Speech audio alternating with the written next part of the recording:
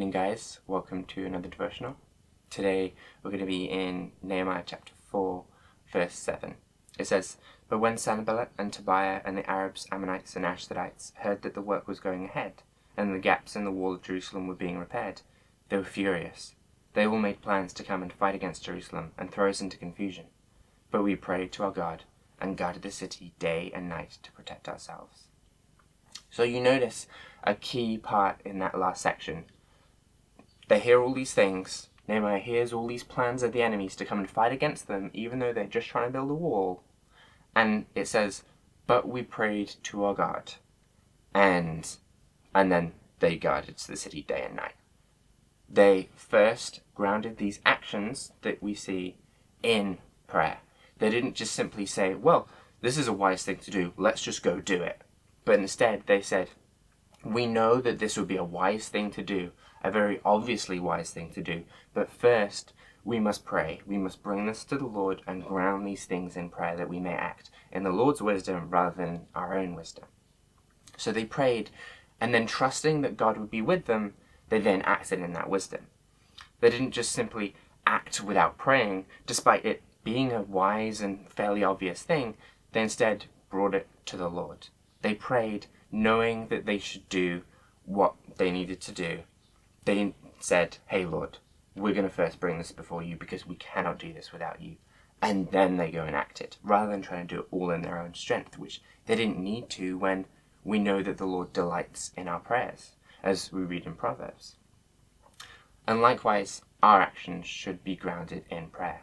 Even if they're seemingly obvious things that we need to do, when we ground them in prayer, we actually invite the Lord into our work, into the work that He's set before us, to say, okay, Lord, this isn't my work. This is the work that you set before me, and I want to have a clean conscience before you in how I'm handling this. That I'm not just doing it how I think I should do it, but I'm saying, Lord, please give me the wisdom to handle this situation properly. Without instead making decisions believing that we have wisdom. Instead, we're saying, Lord, I know that you have wisdom far beyond any wisdom that I will ever have. So please help lead me and guide me. And it tells us in Psalm 37, verse 23, the Lord directs the steps of the godly. He delights in every detail of their lives.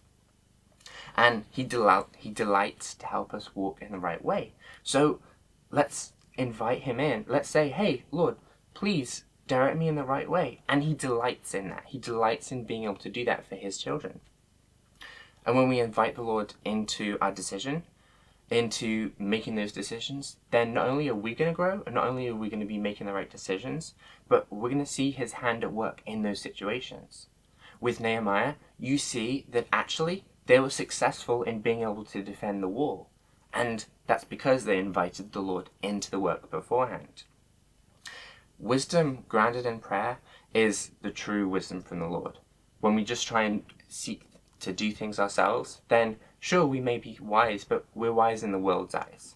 When we start actually saying, Lord, give me your wisdom, that is when we can say, okay, Lord, just give me your wisdom that is going to be far beyond any wisdom that anyone in this world can come up with.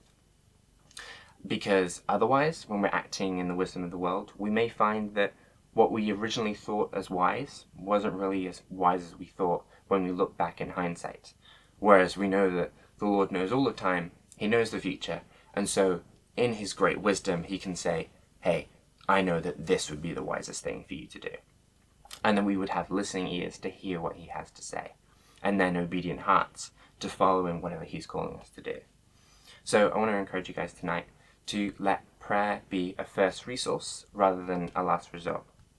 To let our actions be grounded in prayer, that we may then walk in the wisdom of the Lord. So just want to encourage you guys with that tonight.